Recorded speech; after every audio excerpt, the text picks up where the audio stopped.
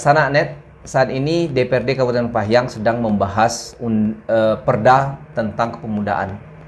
Perda ini merupakan turunan dari Undang-Undang Kepemudaan yang mana mewajibkan pemerintah daerah atau organisasi pemuda untuk menyesuaikan ya regulasi ke Undang-Undang tentang Kepemudaan.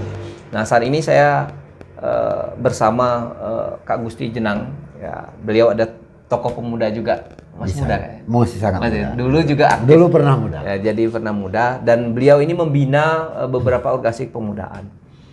Nah, kita akan berbicara tentang Perda kepemudaan itu dengan beliau, perspektif beliau terhadap atau menanggapi rencana dari Perda Pemudaan itu. Nah, saya pun berpengalaman sebagai sekretaris KNPI selama 3 tahun di Kabupaten Kepahyang, tahun 2002 sampai 2005, 2012 sampai 2005 sekretaris KNPI. Nah, pengalaman saya sebagai sekretaris organisasi pemudaan itu ada 3 hal yang menjadi fokus kita. Yang pertama adalah pendanaan. Ya. Organisasi bukan tidak bisa jalan ya, akan susah jalan ketika dana itu tidak ada. Kemudian yang kedua adalah sarana dan prasarana. Terkait dengan sekretariat, terkait dengan fasilitas dan lain. Nah, yang ketiga adalah terkait dengan pembinaan kepemudaan. Nah, ini yang sangat perlu kita lakukan. Nah, maka dari itu saat ini sedang dilakukan pembahasan tentang Perda Kepemudaan. Kita berharap bahwa minimal 3 hal itu tadi itu diadopsi dalam Perda tentang Kepemudaan kita. Nah, sekarang kita berbicara tentang pengalaman Kak Gusti dalam katakanlah membina organisasi pemuda dan pernah berkecimpung juga di organisasi pemuda. Apa saja yang jadi pengalaman dan jadi kendala? Kalau Gusti muda nih, ya. Gusti muda orangnya bandel. Gusti muda dia seorang pramuka Dulu. Gusti muda dia seorang pecinta alam. Gusti muda dia seorang atlet panjat tebing. Ya. Untuk saat ini generasi muda sekarang ada sedikit perbedaan dengan masa-masa dulu. Saya sangat dekat dengan anak-anak karena di saat saya berada di sana, di antara mereka saya menjadi seorang pemuda yang muda lagi. Jadi begini. Untuk pemuda tidak dibutuhkan anggaran yang besar untuk membuat mereka kreatif, karena bersyukur Kepahyang kita memiliki anak-anak muda yang kreatif luar biasa dan mereka dihargai di daerah orang. Sangat dihargai. Hasil karya mereka itu dihargai mahal di tempat orang, kepintaran mereka dipakai di tempat orang, dan saat mereka pulang ke Kepahyang mereka standar, mereka jadi orang Kepahyang yang biasa-biasa saja. Itu di Kepahyang. Nah, kalau sedikit pengalaman saya bergabung di komunitas-komunitas muda. Bukan pemuda kalau mereka tidak bandel. Bukan pemuda kalau mereka tidak kreatif. Bukan pemuda kalau mereka tidak nakal. Itu. Anak muda harus punya itu. Harus punya. Harus punya itu. Habisi masa muda. Ya, habisi masa muda hal-hal yang kreatif. Sebenarnya sedikit aja bahasa kita mengasuh lah. Kita sedikit mengayuh mereka keluar. Saya punya banyak anak-anak, saya punya ribuan anak-anak. Anak-anak saya dia usia mereka itu 16 tahun sampai 30 tahun. Itu kategori anak-anak saya. Saya punya ribuan di Kepahyang, di Bengkulu, saya punya ribuan. Dan mereka sebenarnya sangat asik. Sangat asik. Selagi kita di usia kita sekarang bisa menjadi seorang orang tua mereka, kita bisa menampung aspirasi mereka, kita bisa mengeluarkan kreativitas mereka, mereka bakal lebih maju lagi. Lebih maju lagi. Pembinaan dan pendampingan.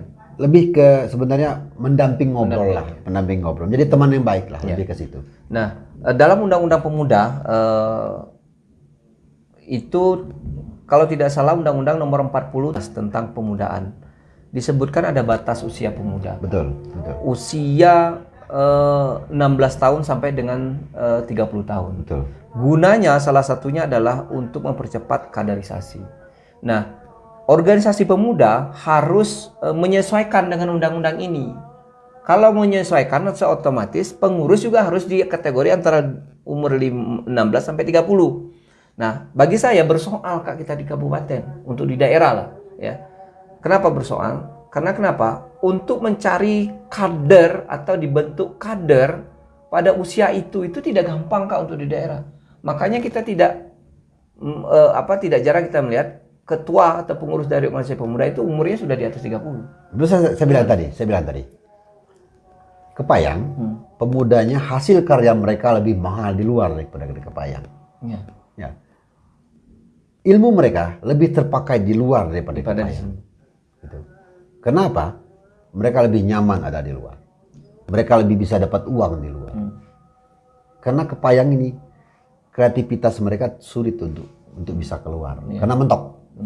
Mau bikin apa-apa mentok. Mentok regulasi lah, peralatan lah, sarananya mendukung keterampilan mereka. Salah satu contoh, kita tidak punya wall climbing di Kepayang. Kabupaten sebesar ini loh, kita tidak punya papan yang untuk dipanjat, yang mungkin tidak seharga mobil, dan itu bisa membawa nama besar Kepayang. Kita punya juara-juara provinsi di sini, kita punya atlet yang berbakat di sini. Saya juga pernah jadi atlet itu atlet panjat tebing. Di Kepayang kita punya anak-anak kreatif, bisa pecinta alam. Kita punya ratusan anak-anak pecinta alam di Kepayang. Cuma mereka tidak punya wadah. Mereka bingung mau kemana. Dan Perda harus memfasilitasi itu. Wajib. Harusnya Perda mengikuti mereka dan mengikat mereka dengan aturan. Kasarnya begini, Perda itu harus mengadopsi apa yang dibutuhkan oleh pemuda. Betul. Pembuat Perda bukan mengatur ya. Pembuat Perda harus yang berpengalaman. Ya, Perda harus mengadopsi apa yang dibutuhkan oleh pemuda Kepayang. Betul. Karena itu disebut dengan Perda Pemuda Kabupaten Kepayang kan? Makanya tadi. Jadi kearifan lokal juga harus wajib. Karena kita kan tadi seperti kita, Pak. Kita kan punya perbedaan-perbedaan dengan wilayah lain. Mungkin kita di sini mungkin ada olahraga-olahraga masyarakat yang lain, ada kesenian-kesenian masyarakat kita yang lain di sini. Sebenarnya pemuda Kabupaten Kepayang nih, itu kita udah punya bidang-bidang yang keren-keren loh di Kepayang. Mereka sekreatif sih, anak-anak muda kita dari dulu Kepayang kreatif. Kalau dulu kreatifnya kan kalau ke tempat orang takut nih karena suka berantem. Kalau sekarang ini kita banyak, dari beberapa universitas besar skala nasional, Kepayang beberapa kita punya komlot di situ, dan anak-anak orang desa. Selain itu, pembinaan dan pendampingan itu bagi saya Kak, tidak hanya dilakukan pemerintah daerah, tapi harus sampai pada tingkat desa. Dimulai dari pemerintah daerah, wajib. Mulai dari pemerintah daerah, wajib.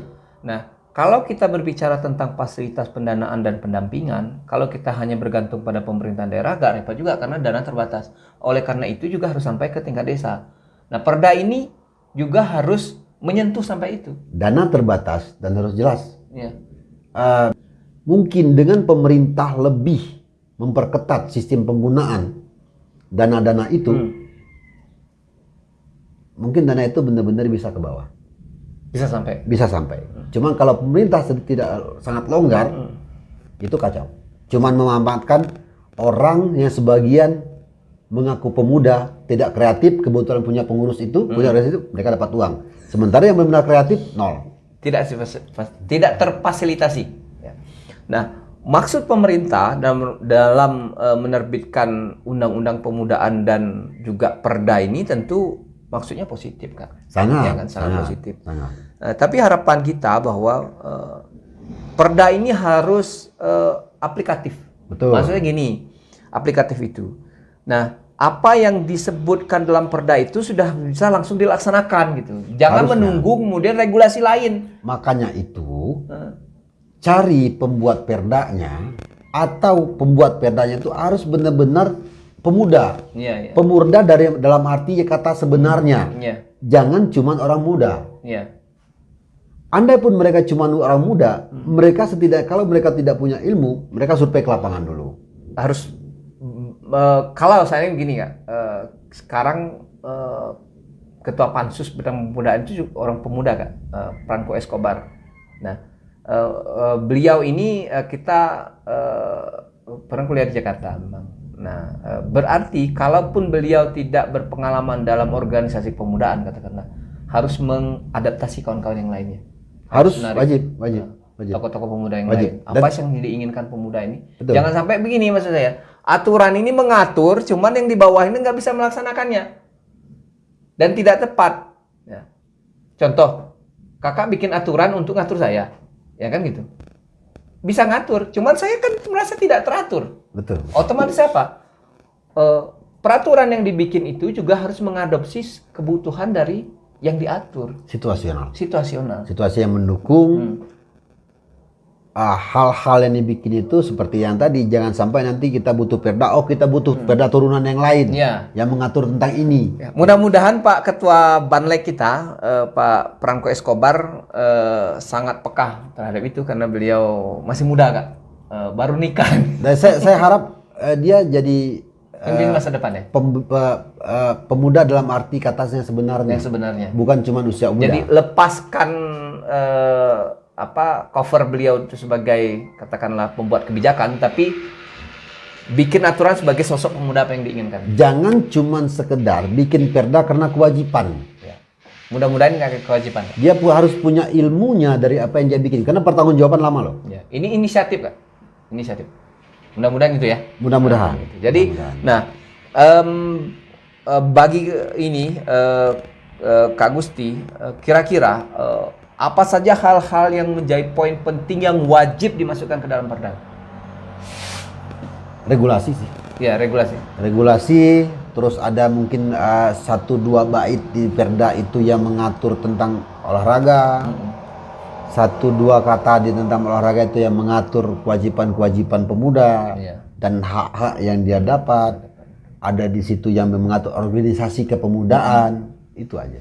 Nah, dalam undang-undang pemudaan, Kak, itu fasilitas ya itu wajib disediakan oleh pemerintah. Harus. Tidak hanya pemerintah, Kak. Ada 3 komponen. Pemerintah itu termasuk pemerintah desa loh, kan? Ya, pemerintahan sampai pada tingkat pemerintah desa sampai pemerintah pusat, pemerintah daerah, masyarakat dan juga organisasi pemuda. Itu wajib ya, wajib melakukan pembinaan dan pendampingan.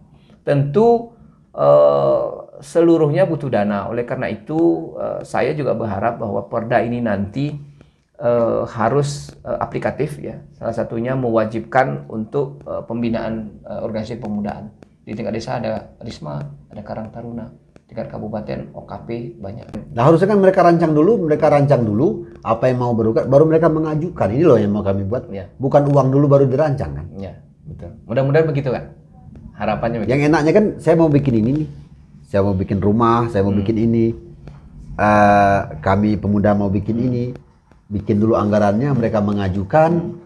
Dan pemerintah menyetujui, cair. Ya. Jangan cair dulu. Kalau cair dulu baru itu bingung. Berat ya? Berat. Nah, tantangan dalam organisasi pemuda, pengalaman saya juga, Kak. Mungkin Kakak akan bercerita tentang pengalaman Kakak. Yang pertama itu adalah susah dalam menghidupkan organisasi. Maksud saya begini, konsolidasi kadang-kadang kurang. Ya, habis terbentuk organisasi, wah awalnya Kak ini menggebu-gebu. Betul. Ya. Begitu terbentuk sudah. Karena itu tidak ada kesadaran. Biasanya organisasi dan orang yang begitu, mereka cuman mau ada di struktur, cuman mereka tetap mengandalkan pengurus-pengurus utama. Ya. Itu. Misal ada apa? Karena ada ketua. Itu. Ada sekretaris. Jadi di struktur itu, di struktur kepengurusan kita juga harus cari orang-orang yang ingin memiliki organisasi itu. Misal KNPI. KNPI tidak bisa cuma berpatokan dengan ketuanya. Yeah. Pengurus yang lain juga harus terkenal. Yeah. Pengurus yang lain juga harus kreatif.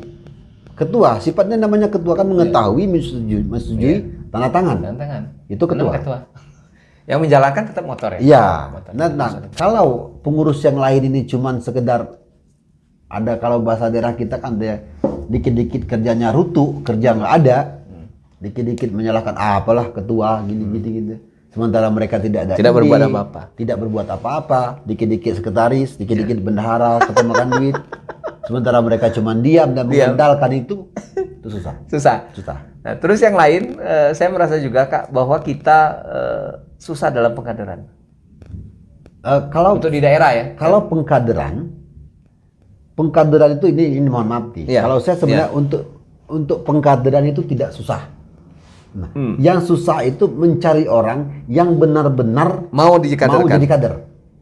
Bukan cuma jadi pengurus, nanti diiming-imingkan dapat uang, diiming-imingkan dapat sesuatu. Karena kita punya banyak potensi anak-anak muda di Kepayang. Sangat banyak. Yang lain biasanya gini Kak, programnya nggak jalan. Awal-awal susun bagus, program luar biasa. Begitu program selesai disusun, jalan cuma sedikit aja. Nah, ya karena itu mengandalkan pengurus inti. Seharusnya organisasi itu benar-benar pengurusnya dari beberapa sektor, mungkin dari direktur yang lain atau cabang-cabang, itu benar-benar memiliki organisasi dan action. Jangan misal bidang organisasi ini ada macam-macam sayapnya, mengandalkan itu. Dan semua harus balik ke ketua, sekretaris, bendahara. Ya sementara lain-lain cuman nggak kerja, itu nggak bakal jadi. Hal yang lain, kalau itu terkait dengan organisasi sosial, ya sosial kepemudaan lah, katakanlah organisasi pemuda. Kalau kita bercermin di Kabupaten Kepayang, saya lihat ya peran organisasi pemuda sebagai organisasi pemuda ya, sebagai katakanlah kontrol sosial gitu ya. Betul. Itu agak kurang. Bukan kurang sih. Nggak ada kegiatan. Jadi gini, harusnya pemerintah malu dengan pemuda-pemuda desa. Kenapa? Tanpa pemerintah ketahui, di desa sering dibikin turnamen poli. Tanpa mereka melibatkan Karang Taruna dari kabupaten, tahu-tahu Karang Taruna desa ini sudah melaksanakan kegiatan. Kayak saya nih, beberapa Karang Taruna desa merapat untuk di bidang pariwisata. Padahal pemuda ini kan yang diharapkan sebagai penggerak. Harusnya, karena mereka punya tenaga yang kuat. Bung Karno pernah berbicara bahwa beri saya 1000 orang tua, niscaya akan saya cabut Semeru. Beli saya 10 pemuda, niscaya saya akan goncangkan dunia. Kalau sekarang bagaimana? Kalau sekarang sih, ya pemuda tuh harapan bangsa. Jadi berharap aja. Pemuda sekarang kan beda aja, berharap. Nantilah ada perda kan ada ngatur duitnya nih. Mengharap itu. Sementara pemuda yang benar-benar bekerja untuk pemuda yang di kampung-kampung tidak tersentuh. Jadi permuda itu harus dituntut lebih kreatif. Kreatif, mereka harus punya skill yang bagus. Itu pemuda. Karena pemuda mengharapkan untuk menjadi ke masa tua. Iya. Calon pemimpin. Maka dipersiapkan dari awal. Jangan sampai nanti karena secara uang finansial mereka jadi namanya hukum alam lah. Seperti sekarang kita susah mencari untuk 6 orang terkenal di Kepayang. Adapun orang kreatif di Kepayang, mereka sikapnya swadaya dan mandiri. Itu tidak di kampung-kampung, bukan di pusat kota. Lebih kreatif pemuda desa daripada di kota. Pemuda kita di sini, saya biarkan di pariwisata ya. Orang desa Air Sempiang sekarang menjadi pionir Bukit Hitam. Di Kepayang mereka bukan siapa-siapa, cuman di luar mereka sangat dicari. Nah, closing statement kita Kak, untuk rancangan perda yang sedang dibahas oleh DPD Kabupaten Kepayang Kak, apa kira-kira? Supaya nanti siapa tahu nih Pak Ketua Pansus mendengar kita, ya. Pasti dengar. Silakan. Masih anak-anak kan, masih anak-anak kita lah masih. Jadi gini, susun perda yang benar-benar berjiwa muda dan untuk pemuda. Bikin perda yang sifatnya mengikuti kebiasaan pemuda, Kebutuhannya juga. kebutuhan yang dibutuhkan oleh pemuda. Susun perda yang selalu ada untuk pemuda, itu aja. Karena perdanya Perda pemuda. Saya juga berharap bahwa perda tentang pemudaan Kabupaten Pah yang sedang dibahas sekarang itu betul-betul bisa diaplikasikan. Tidak hanya kita numpuk-numpuk perda saja, tapi juga bisa langsung diaplikasikan dan itu bisa berdampak langsung pada pemudaan. Bukan hanya sifatnya regulasi-regulasi saja, tapi sudah aplikatif gitu. Nah, jadi faktor pendanaan juga diatur di situ, faktor sarana prasarana juga diatur di situ, hak tentang kewajiban pemudaan juga ada di situ. Jadi perda ini tidak hanya sebagai kewajiban kita dalam rangka menurunkan Undang-Undang 40 tentang kepemudaan, tapi perda ini sebagai payung, ya, payung hukum dari pemerintahan daerah, dari organisasi pemuda, pemerintahan desa, masyarakat, untuk melakukan pembinaan dan pendampingan kepemudaan. Betul. Agar apa? Agar tercipta calon-calon pemimpin kabupaten ke depan yang lebih visioner. Siap. Bisa mewujudkan Pah yang lebih kreatif kalau bahasa Kak. Pemuda harapan bangsa. Terus berkembang, maju, mandiri, sejahtera.